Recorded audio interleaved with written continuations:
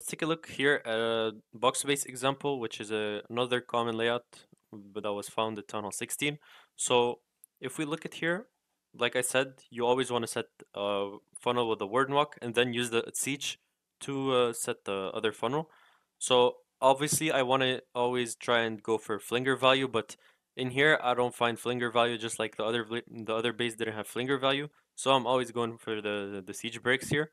So the approach you might think here would work as we approach this base is probably warden walk here and then set the siege here to funnel and my troops go in this monolith and end on the town hall. But with the introduction of town hall 17, there is no more poison on the town hall, so you can also benefit from going on in the town hall directly and finishing at the end.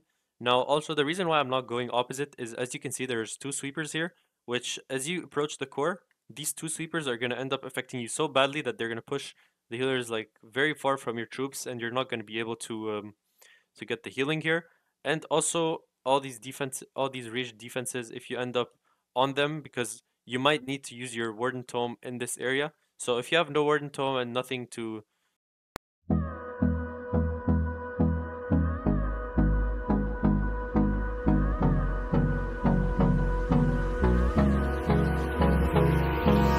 Hold me close till I get up. Time is barely on our side.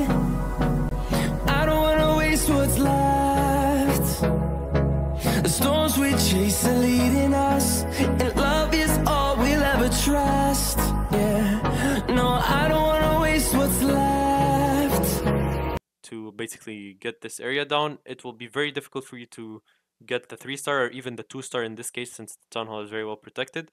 So luckily, with no poison on the town hall, if you start into the town hall, it should not be a problem. So what I'd like to do here is set a funnel here with my warden walk to take out this corner, simply just like the other approach, but like I'm going into the town hall instead now.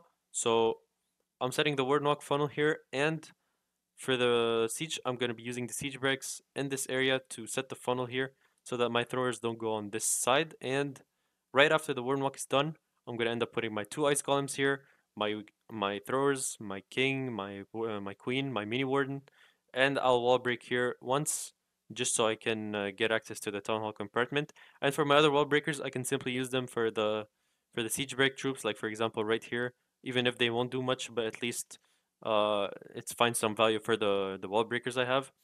And right after the warden walk and entering in here, it's the warden ability timing, which is very important here. So as you can see, we're going to be approaching the giga bomb in this case. That's also another important thing to look at. So by going into the town hall here, you're going to be tackling all these rage defenses. So you're going to be needing to tome around when the giga bomb explodes. Now you might like tome a little bit before that, which is also fine. But since there's no town hall like poison or explosion, you can basically leave the warden tome for wherever is the most dangerous part. So here, after tackling the town hall and triggering the giga bomb, you have also the two fire spitters. So it's best to use it around this area, and then I'll be using my jump here, since basically there's no other jump spots than here. And I'll be saving my earthquake boots and the spiky ball to open up this back end and get some value out of it. So let's take a look here in the replay. So I start off here, like I said, with a Warden Walk. Now the reason I put this wizard is because the Hero Hall is a very tanky building, so I just want to speed things up, like I said. It's important here to go for short Warden Walks if you can, maybe like 30 to 40 seconds max. But if it exceeds 1 minute, it might end up time failing. So here, you always want to go for short Warden Walks, and here I am doing so. And sometimes you might even need to invest a rage for your Warden, which is fine. Your throwers and heroes can survive with only 3 rages.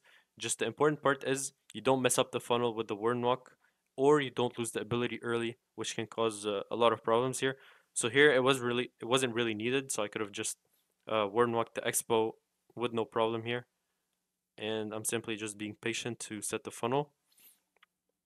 And now after the funnel is set, I put a baby dragon here just so I can make the siege breaks not merge with the main push. So by putting the baby dragon right here and taking down this building, the siege breaks can go like this, and my troops can go like this. Whereas if I didn't put that baby dragon, my siege break troops may have went like this, or my main push could have went like this. So that baby dragon here is very important. Now, once again, I put a barbarian down just to tank if there's any defenses so that the siege break doesn't get locked on. And as soon as that is dropped, I put the siege breaks to set the funnel. And as you can see, my funnel was done, and I saw that the warden was taking damage, so I just needed to start real quick before he dies. And as you can see, I sent one ice golem here just to get an initial freeze out of the way. You don't always want to send two like straight away. Sometimes one is just nice, so you can just freeze the initial part, and then while this is frozen, the other one just pushes in and freezes even deeper. Whereas if you send both at the same time, maybe both die. So that's why I like to delay the second one in some cases. And here I froze the multi-archer tower simply because it was locked on my warden, and I didn't want him to lose the warden tome early, as like I said, you want to save it here for this gigabomb area since it's the most dangerous. And as you can see, I put down the throwers, the second ice golem. I put a headhunter for the dark minion prince here, and I have here my king and the queen pushing in with the main pack, and I rage everything up here. And as you can see, the second ice golem froze everything in this area, so it was very nice for me. And as you can see, as I approached that giga bomb, it only hit the king, which was fine. If it hit other things, I would have popped it, but like I said, I didn't want to lose the king ability, and by waiting for the king here to get pushed back by the giga bomb, I was able to get him in this ability and save his spiky ball and earthquake boots. And as you can see here, we're pushing in with our troops slowly but surely, and his ability is about to go off, which is it's fine really because even if I plan to jump here, but there's nothing much I can do about it, so I was just saving the jump here for the back. And here, the reason why I sent the RC up top and not let's say on the bottom here, because I saw that my throwers are going a little bit on this side, and as they can reach buildings like very far over walls, they could have reached this dark elixir and the ricochet, and I wanted them to go focus more into the core here. So that's why I sent the RC just to set that funnel here so that they can push in here and deal with this stuff in the back end. So I also put down the Skelly spell just to tank that ricochet for a bit.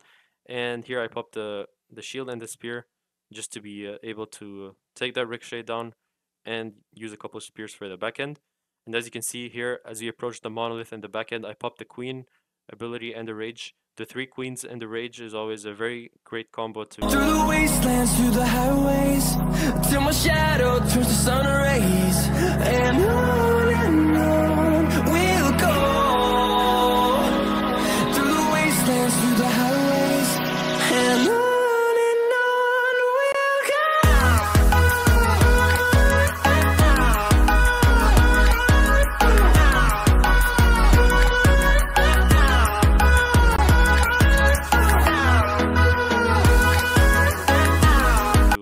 to clear things out, and I like saving it here for the back end and in other cases. So I've just put the jump here to give access to this final compartment here with the ricochet, and everything is merging together. I still have a rage, so I'm just gonna rage things up here to take down that ricochet, take down the queen. And as you noticed here, while my things are pushing in, I'm also trying to save on time since it can be a slow strategy. But if you effectively place cleanup and stuff, the strategy can be actually a little bit fast, ranging between let's say 2 minutes or 2:30. So here what I'm doing is basically placing down my wizards. Like as you can see, I dropped one here because there was no defenses, and then I dropped a sneaky because there was a storage or a collector there. And yeah, I'm just gradually cleaning up. Like as the outskirt defenses are getting taken down, I'm just placing cleanups so that they can uh, just take down the rest of the base and not lose any time in this case. So as you can see here, I'm finishing here on the Teslas, and it was a very easy 3-star. Now let's move on to the next base. Next up, we have another anti-2 double rage ring base, but this time, as you can see, the rages are not centered with the town hall. They're focused on the flanks here, so the core is less strong, but the flanks are stronger. So As I mentioned, with the ring bases, usually you have four options of entries. So since you have this side, this side, this side, and this side, you can either warden walk one of these four corners right here, this one, this one, this one, or this one. But if we take a look here, there are two warden walks that might not be great since obviously we want to avoid the fire spitters. It's the basically the most dangerous defense at this town hall. It not only poses a threat to your warden, but it also can take down your healer since it can shoot through the troops. So you don't want to warden walk from either 6 or 3, simply just because you're gonna probably get your healers in problem with that.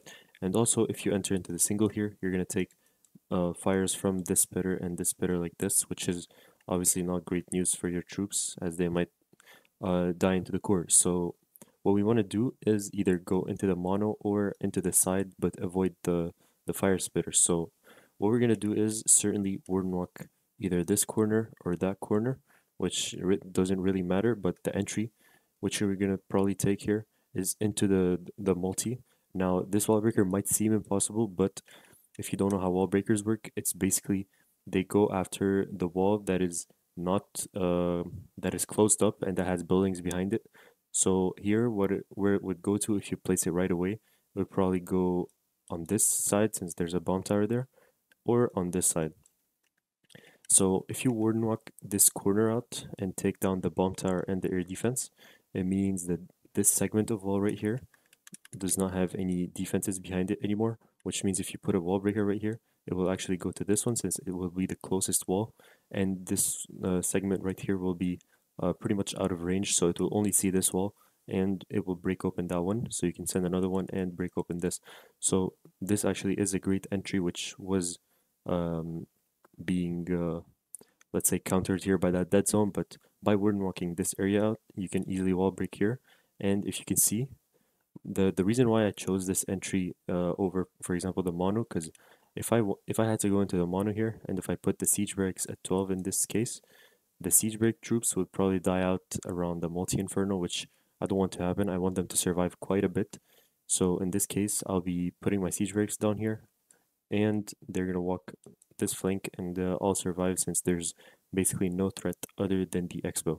And the reason I picked the flame flinger here, I mean the siege bricks, is because I don't see any flame flinger value. I obviously try and go for any flame flinger value if possible, but the only flame flinger value I see is probably from 6 to go up. But if it goes up, then the fire spitter will be shooting at it since obviously it outranges it. So I don't see much great flame flinger value here since everything is deep. So we'll just go with the regular siege bricks. So we're gonna warden walk this part out here, and then put the siege breaks at 6 to set the funnel, and I'm gonna baby dragon around here so that it can split the siege break troops from my kill squad, and then right after that I'm gonna wall break this, wall break that, and then use the jump here to open up the core.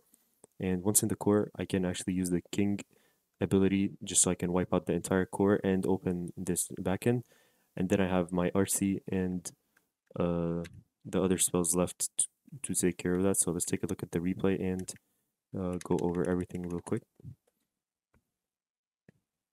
So as I mentioned, I started here with a warden walk and placed a balloon just to check for any black mines or red bombs.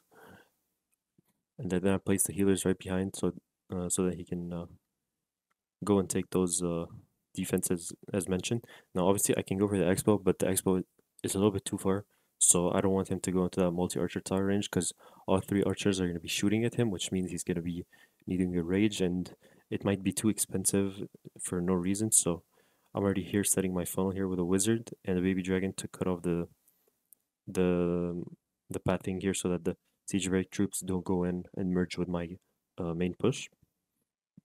So I'm just being patient here until I take that bomb tower, and once I take the bomb tower, I'm basically gonna start right away. So as you can see here, once I dropped that wall breaker, it went straight for that wall and not the wizard tower one, simply because here the bomb tower was taken down.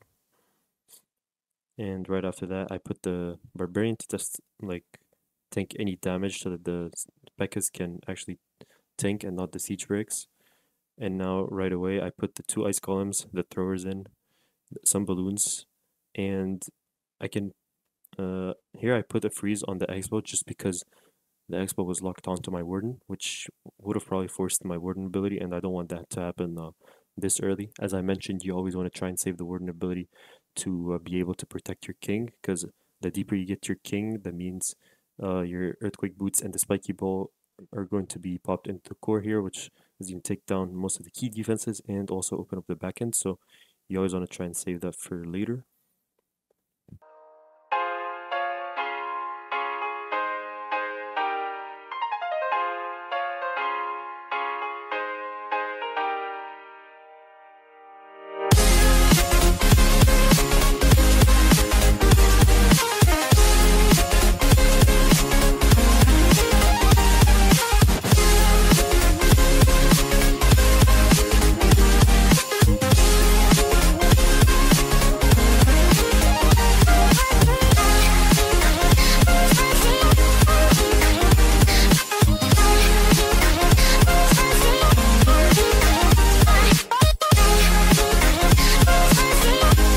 And as everything is pushing in, I'm just raging and jumping, and as soon as I saw the full CC get out, I poisoned them. Like I said, if it's a wish CC, for example, or archers, you always want to make sure you're poisoning everything and not, let's say, the archers only, because if if it's like a bait to get you to poison early and then it's a wish CC, for example, you can get stuck in the core forever, and it has happened to me personally. So you need to be careful with the poison and make sure you drop it correctly on the troops. And now I saw my king take some damage, so I just pop the Eternal Tome so he can survive just a little bit more, so he can get into the core. Don't want the spiky ball to pop this early. I just want to delay for the core here.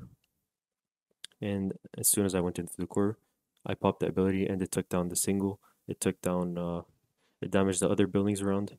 And now I have basically not much left here. My siege break Yetis are beating on a wall, which I'm gonna open later, but that's fine. I freeze the mono here because my queen was taking a lot of damage, and I'm also gonna pop here the mirror with the rage. Like I said, the mirror with the rage is a great combo so that you don't waste too much value out of your mirrors. And I also support here my Yetis with the RC, since I'm gonna be ending on this side anyways. The reason why I didn't send the RC from this side is, as you can see, the king here is waiting. So if the RC, let's say, takes down these couple buildings, then she goes ahead. The king might kill her, so we don't want that to happen. We want to end on the king in this case, so that's why I started the RC here at the bottom and making sure my troops all end in that one spot. So I'm just being patient here with my spells. Now I pop the shield just so I can take down the ricochet and the other expo here. And as you can see, I still have a skeleton spell in the rage, which I basically saved for last. And one important thing, like I mentioned, you always want to clean up actively. So as the defenses on the flanks go down, you always want to put cleanup down so you don't waste time. If you waste time with this strategy, like you see here, it can slow down near the end, since they can probably take down some walls and stuff. So you always want to be making sure to put your cleanup down while your troops are pushing in to make sure that you're not going to time fail.